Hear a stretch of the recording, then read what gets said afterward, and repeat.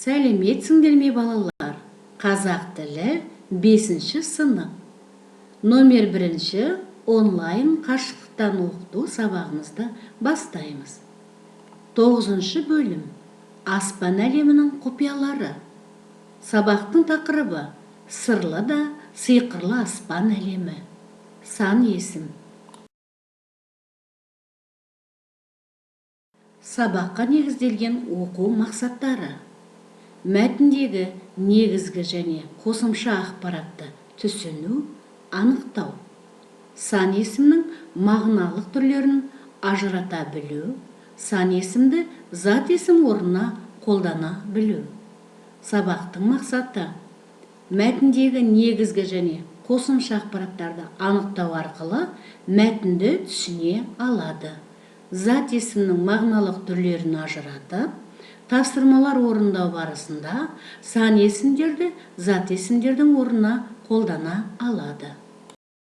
Күн ғаламдағы көптеген жұлдыздардың бірі болып табылады.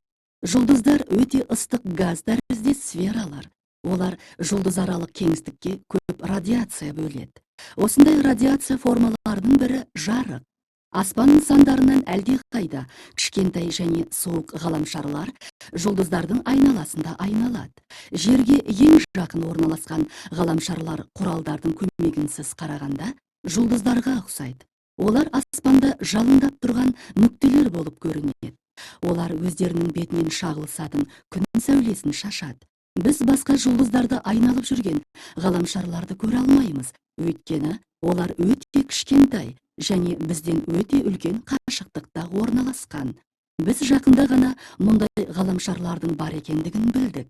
Кішкентай аспан нысандары бірнеше планеталардың маңында айналып тұрады. Бұл нысандарды табиғи сателиттер немесе серіктер деп атайды. Жердің табиғи серігі Ай. Кометалар бүгінгі күнге дейін аспан нысанасының басқа түріне жатады. Олар кішкентай шаң мен мұздан тұрады. Олардың диаметрі бірнеше километрден бастап бірнеше жүз километрге дейін өзгеріп тұрады. Біз жерге ең жақын тұрған кометаларды ғана көре аламыз. Олар күнге жақындаған кезде оларды оптикалық құрылғыларсыз ақ көре аламыз. Содан кейін кометаның басы көп газ шығарады және құйрығы қалыптасады. Сонымен бірге олар кеңістіктегі заттардың сансыз кішкентай денелері болып саналады. Мысалы, астероидтардың пішіні қисық және олардың диаметрі 200 километрден немесе шамамен 125 мильден аспайды. Оның үстіне кеңістікте де шаң мен газдар бар.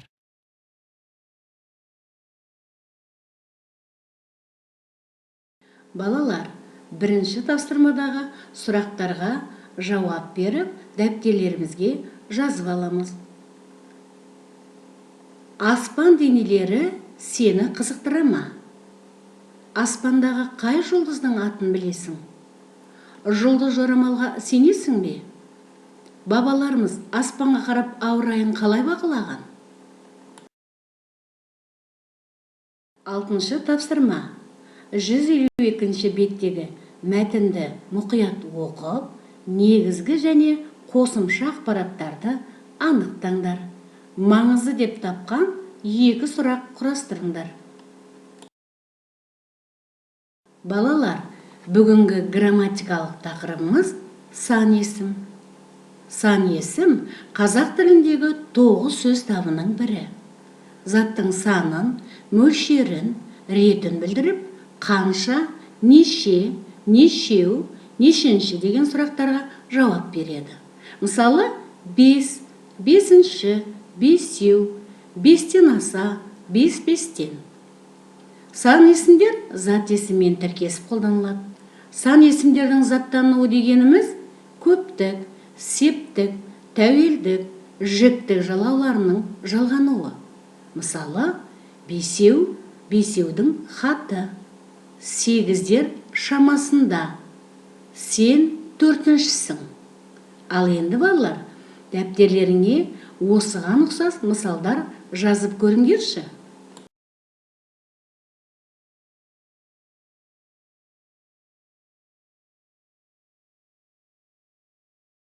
Сан есімдер: дара сан есім, күрделі сан есім, негізгі сан есім туынды сан есімдер болып бөлінеді.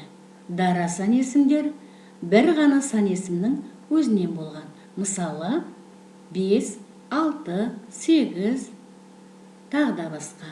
Күрделі сан есімдердің қосарланып, тіркесіп келу арқылы жасалған сан есімдер. Қосарлы сан есім 5, 6, 10, 10-нан тағы басқа. Тіркесті сан есімдер 10 шақты, 100-ден 1, тағы басқа. Негізгі сан есімдер 1, 10, 100, яғни сан есімнің өзінен болған есімдер. Туынды сан есімдер бірінші, ондаған, 100-де, яғни жұрнақ жалғану арқылы жасалған сан есімдер. Үйге тапсырма.